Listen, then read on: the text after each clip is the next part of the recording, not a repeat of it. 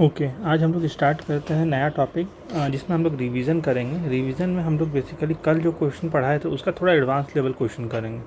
जैसे कल जो है वो हम लोग इस टॉपिक को बताए थे कि ये जो है वो अगर a प्लस बी के बराबर है तो कैसे a और b का वैल्यू निकालें। लेकिन यहाँ पर देखो दो टर्म दिया हुआ है। अब दो टर्म दिया हुआ है तो कैसे उसको सॉल्व करेंगे।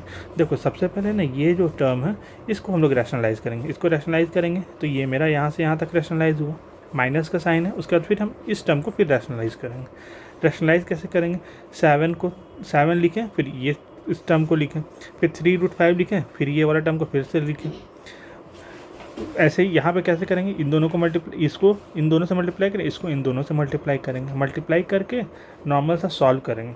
सॉल्व करने के बाद मेरा वैल्यू आ जाएगा √5 मान लो, ठीक है।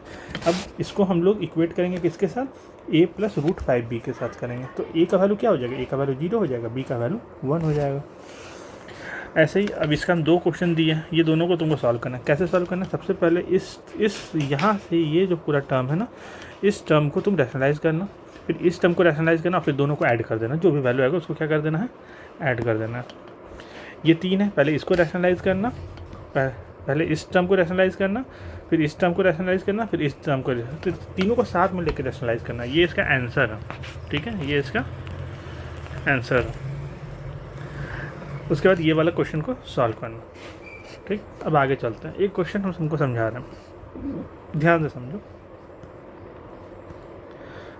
अगर हम बात करें कि तुमको प्रूव करने बोल रहा है कि ये टर्म प्लस ये टर्म, ये टर्म प्लस ये टर्म प्लस ये टर्म प्लस ये टर्म बराबर 1 प्रूव करना है। हम लोग कैसे प्रूव करेंगे, सिंपली ये जो टर्म है इसको रैशनलाइज करेंगे। रैशनलाइज कैसे करेंगे, 1/3√7 इंटू 3 माइनस √7 बाई 3 माइनस √7। इसको करेंगे तो क्या हो जाएगा, 1/√7 प्लस 5, ऊपर में माइनस नीचे में माइनस, इसमें भी वही इसमें भी वही। अब ये देखो, इसको हम लोग जब मल्टीप्लाई करेंगे, इसको जब हम लोग मल्टीप्लाई करेंगे तो क्या हो जाएगा,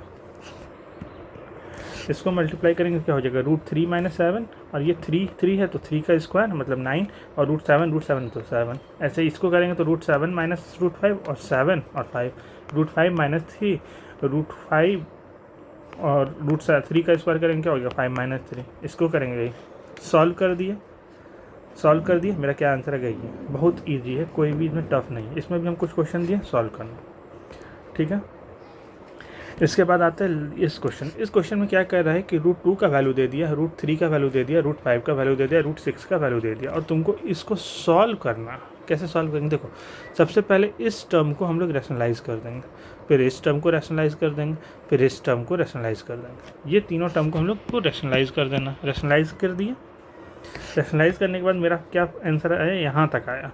अब √3 का वैल्यू हम जो है उसमें वैल्यू पुट कर दिया, √3 का वैल्यू पुट कर दिया, आंसर आ गया।